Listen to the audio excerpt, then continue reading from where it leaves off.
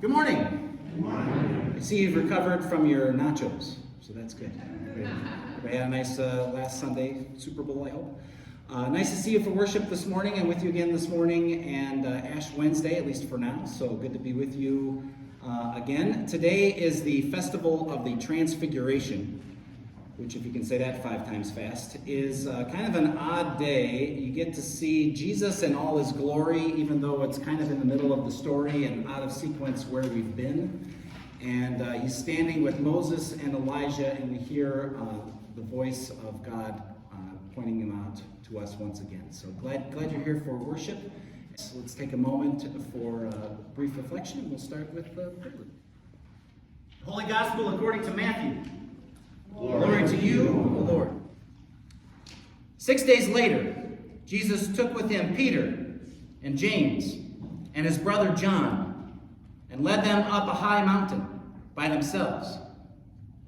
And he was transfigured before them, and his face shone like the sun, and his clothes became dazzling white. Suddenly there appeared to them Moses and Elijah, talking with him. Then Peter said to Jesus, "Lord, it is good for us to be here. If you wish, I will make 3 dwellings here, one for you, one for Moses, and one for Elijah." While he was still speaking, suddenly a bright cloud overshadowed them. And from the cloud a voice said, "This is my Son, the beloved. With him I am well pleased. Listen to him." When the disciples heard this, they fell to the ground and were overcome by fear. But Jesus came and touched them, saying, "Get up and do not be afraid." And when they looked up, they saw no one except Jesus himself alone. As they were coming down from the mountain, Jesus ordered them, "Tell no one about the vision until the Son of Man has been raised from the dead." This is the gospel of the Lord. Praise to you, O Christ. Please be seated.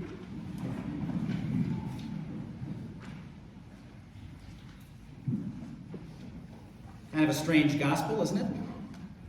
Lots going on.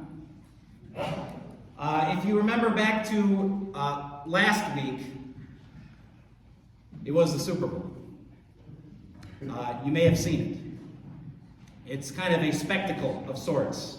In a way, it is to me. It is the absolute highlight of what we kind of claim as like American exceptionalism can be about. I mean, you've got capitalism at its best on full display. You've got the celebration of celebrity. You've got our American culture being exported everywhere you can possibly imagine, not just among the, I think I read 113 million of us that tuned in for the game, or 117 million of us, we should think about that for halftime, but millions, many millions more around the world watching this. There were, of course, the snacks, which are a highlight, of course. We had chili and chips and dips and cut up veggies and homemade brownies, and that was before the national anthem. I mean, it was a good day. A really good day. The game was good, right? I mean, I don't know if you were an Eagles fan or a Chiefs fan, but it's always better when it's a close game rather than a blowout, right? And then, of course, there were the commercials. The best part. My favorite was Ben Affleck in the drive-through line, and then J-Lo pulled up. I thought that was pretty funny. There was the cast from Breaking Bad who were selling chips out of their RV. I thought that was kind of interesting given the nature of what that show was about. And then there was some more, and maybe you missed these. Maybe you were filling up your plate with more stuff. Maybe you were talking to your neighbor. Maybe you were doing something else. But there were these 2 ads in particular that kind of stand out. They were pictures, like a kaleidoscope almost, like a little picturama of memories, kind of nostalgia. One was about being a child and playing, and the other was about kind of the conflicts between us. And there's music and there's words, and you may really have missed it if you weren't watching it, because it wasn't really like eye-grabbing. But if you were paying attention, you thought, oh, this is kind of interesting. And then all of a sudden the screen went dark, and then it just said in bold letters, he gets us. And then there's a pause. And then 3 more words, all of us. And then a pause. And then 1 word, Jesus. And I thought to myself, holy smokes, did I just watch a commercial about Jesus at the Super Bowl? I mean, isn't that contrary to everything the Super Bowl is and can be? I mean, the Super Bowl's fun, and it's got all this stuff going on. And really? Maybe you've heard of these. So that I didn't know much about it, to be quite honest. So I looked it up, because they put the website on there, hegetsus.com, easy to remember. I looked it up, and not only is there these 2 ads, there's like a dozen of them. And this has been going on for almost a whole year. And when you look at these, you start to say, oh, what are they about? You've got ones on anxiety, and ones on suffering and division, and people in need of care.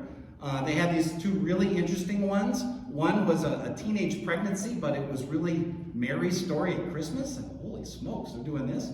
One was this family seeking refuge, and it's about the Holy Family, Mary, Joseph, and Jesus, trying to find a safe place to be when Herod is about to kill him. But it's all modern day images, like that you or I could just take with our phone. Images from our life, our world. And you think to yourself, holy smokes, where did this come from? Paying attention also this week, there's a bit of controversy around these ads, because no one's exactly sure who's behind them. There's some ideas, but no one really has come out and say, yeah, I paid the $20 million for this. And then people are saying, well, wait a minute, is that the best use of that money, right? Maybe we could do some better things with it than Super Bowl ads. And then there's the other thought of just what's the state of the life of the church today, whether it's Lutheran churches like ours or other churches across the country who are trying to struggle to find our voice, who are recovering from the pandemic like everybody else, who might be smaller than we used to be, who are clouded by all of the scandals and everything else that affects all of us, whether we are a part of them or not, as well as this kind of general theme of Christian hypocrisy people see. And then you say, he gets us. Interesting. What is this about? So I'm looking on the website, and it says, we have an agenda. I said, perfect. Tell me what it is. I'd love to see it. So you can go right on that website, and there's a little article, and you can read it. But if you don't really like words all that much and just want to scroll through, they even have it in a little box. And it says, our agenda is this, to put the love story of Jesus back to people.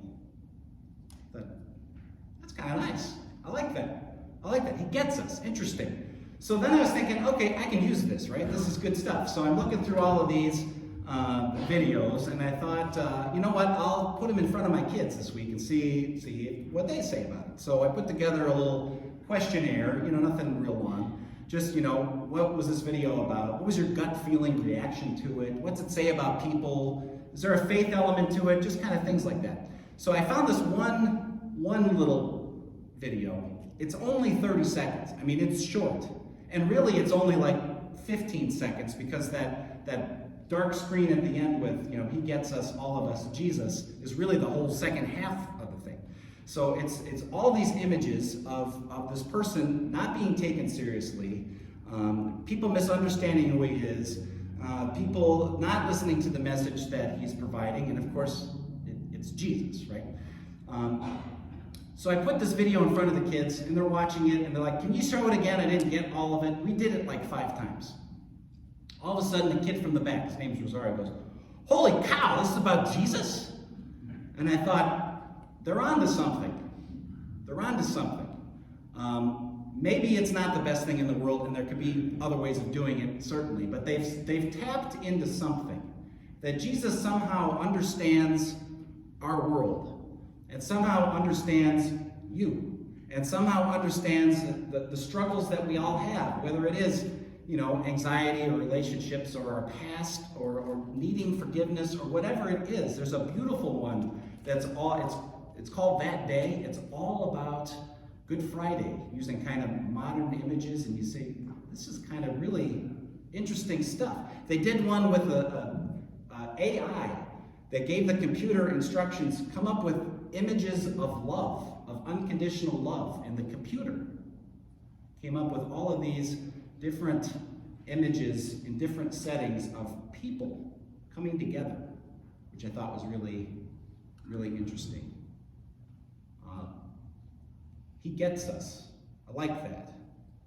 What this story, the Transfiguration, makes me curious about is, but do we get him? Do we really understand what Jesus is all about? Especially when we live in a time and a place where people really, quite honestly, would rather sleep in and go to brunch on a Sunday morning, or they have a history with the church that's not the best, or whatever, or they're looking for something in their life of meaning or purpose, and they're just not finding it with us. And you think, okay, do we get what Jesus is about? And you hear this story, and true confession, I always think the Transfiguration is one of the goofiest texts in the gospel. Like, it makes no real sense. I always think this would be a great Bible study rather than a preaching text. But just to think about all the different elements of it. You've got Jesus up on a mountain, which means something. And he's with a couple of his best friends, which of course means something. And he's with Moses and Elijah rather than anybody else, which is supposed to mean something. And you just kind of scratch your head when you hear God saying, this is my son. You're like, well, yeah, that's what the story's about, right? But he's got bright clothes on and he shines like the sun. And you think, well, what am I supposed to do with this? Do I understand this at all? One of the disadvantages we have, I think, in a sense, is we're not reading this story sequentially, right? We're not just reading through Matthew and hearing what comes before or after it. We're reading it and hearing it liturgically, because we use the Transfiguration every year to kind of box in what we do with Epiphany. We've got the baptism of Jesus on the one side and the voice of God saying, here's my son, and you've got the voice of God again up on the mountain, this Transfiguration piece, and this is my son. And you think, okay, what did God reveal to us in the meantime, and how do we turn a little bit as we come down the mountain and enter into this next time of Lent? But if you look back a little bit, even just the chapter before, Jesus is being asked by the religious people for a sign. Show us a sign, and then we'll know who you are. Well, Jesus, if you've been reading the Gospel of Matthew, he's been showing people all along what he is about. He's been forgiving people and healing people, and he's been inviting people to come and follow him, and he's been telling these great little stories we call parables about kind of like real life situations, but the kingdom of God is at hand and around us and cluing us in on what this story is all about, who he is. So maybe they just weren't seeing it. He asks his disciples, what are people saying about me out on the street? And they're like, well, some people think you're a prophet.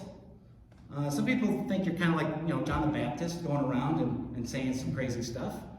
And Jesus says, he says, but what about you guys? And Peter's like, you're the Messiah, which you say, ding, ding, right answer. But Peter doesn't know what he even means by that. Because in the next little bit, Jesus is telling him he's got to go to Jerusalem and die, and Peter wants nothing of it. And Jesus basically tells him, unless you're willing to take up your own cross and follow me, you've missed it. When Jesus is up on the mountain here and shining in all his glory for all of us to see, he gets us. He gets this world that we live in, full of its brokenness, full of its sinfulness, full of our separation from each other, full of our worries and anxieties, full of our pain. He gets all of that. Do we get what he's doing? Jesus is standing with Moses and Elijah. You would think if he was a Messiah like everybody thought he would be, let's get these Romans out of here. Maybe he'd be standing with King David, who was he was a warrior, right?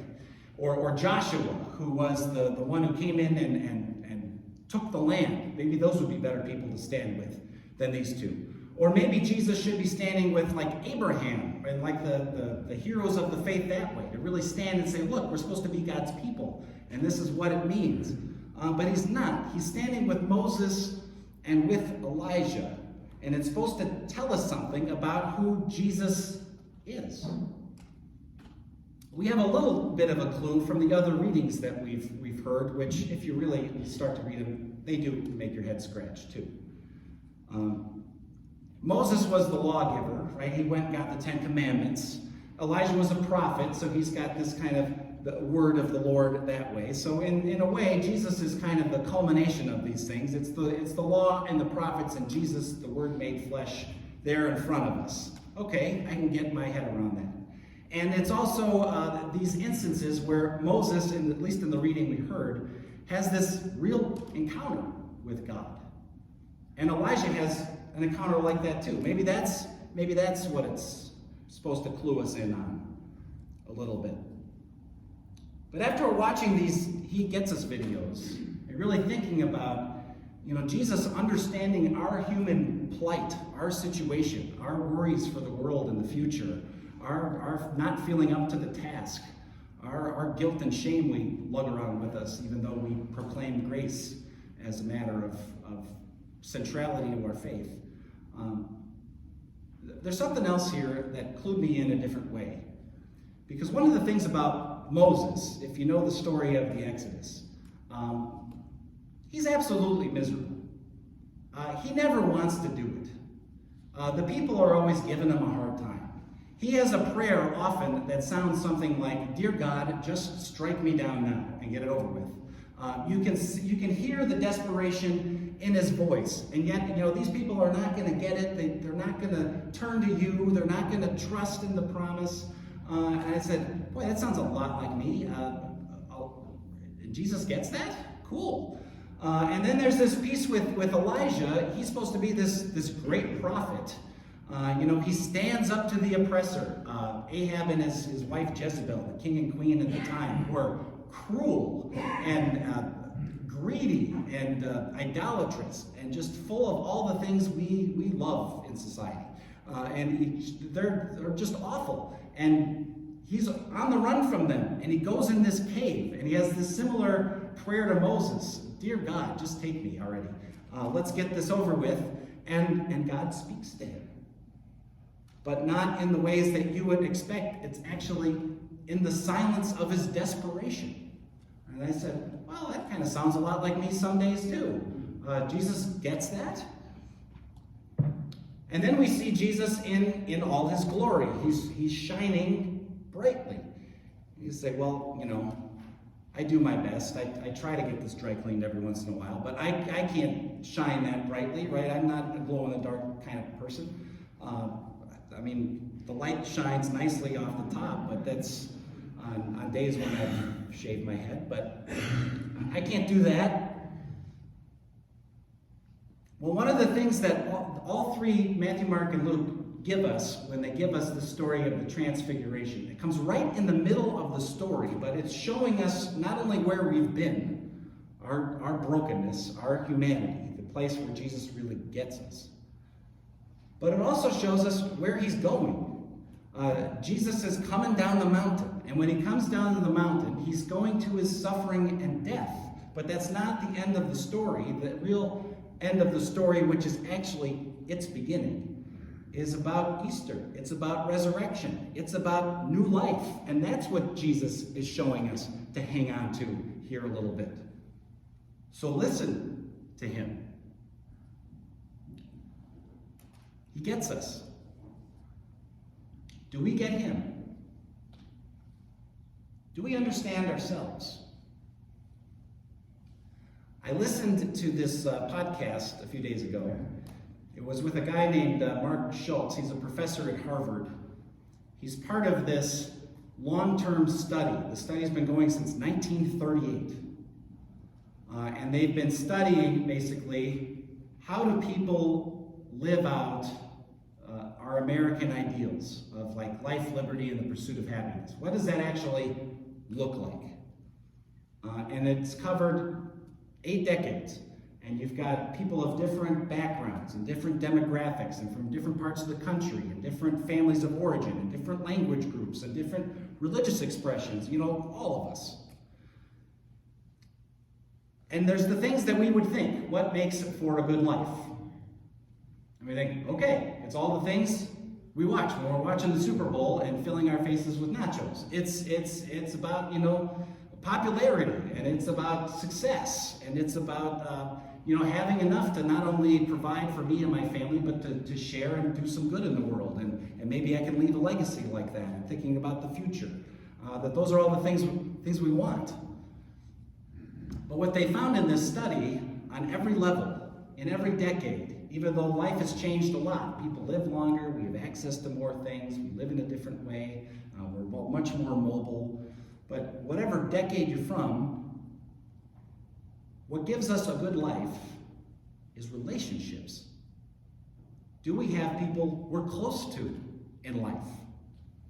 Do we belong? I see some people nodding. This seems intuitive to us. You're like, okay, that makes sense. Well, hey, we can do something with that. I mean, we're the church, right? We can do this. And then I was thinking of the Dunbar principle, which was also in this podcast, which says, for people to thrive in life, you need a tribe. You need like a people that you're a part of, an identity group. Usually like 100, 150 people. People that know you and you know them. You don't have to be best friends with everyone, but you're part of a community. I think, boy, that sounds a lot like a church to me. But not exclusively so, right? There's other ways people can connect, of course. And you need 12 to 15 people that are close to you, like your good group of friends. Remember this meme I keep seeing pop in my feed every once in a while that says, let's not forget the true miracle of Jesus. He was in his 30s and had 12 best friends. I think, okay, yeah, there's something to that, actually. Do we have those people in our lives? And do we have a confidant, 1, 2, or maybe more people that when, the worst things happen to us, they're who we go to, or they turn to us, or when we're ready to celebrate, that's who you call, or they call you. And what they found in this study is that the people who live the longest and healthiest and feel most fulfilled have those connection pieces. I think, if we could get a hold of that. I mean, Jesus gets us, right? He understands our situation. He knows who we are better than ourselves most of the time. We understand we don't add up to where we're supposed to be. We go up the mountain with Jesus, and we're just like Peter and the other guys, scratching our heads and scrambling around and trying to do something else that isn't really on cue. And yet, Jesus is there, shining brightly for all of us to see, calling us into a love story in which we are a part of, in which we belong, and calling us to come down the mountain with him. What's the first thing they do when they get down the mountain? Is they start healing people again. Okay, maybe that's what we're supposed to do next. We think about our situation, what the future looks like, where we are in the world. It's a little bit overwhelming, and you wonder if we're going to even be able to get out the door and do anything. And yet at the same time, we have this really crazy, weird image of who Jesus is, who understands us, who points us to himself, which is about life and about love and about welcoming others to be a part of it so that we belong. I mean, one of the things in this study they found is a third to a quarter of us self-admit we're isolated and lonely and alone. Boy, as the church, we've got something to say about that, don't we? I mean, we're a community gathered around these things that give us purpose and life and each other. We might be that kid in the back of the class, in the back of the church, in the back of our lives, wondering what on earth we're supposed to do. And all of a sudden, it hits us. Oh, it's Jesus. What if we lived and loved like that? Amen.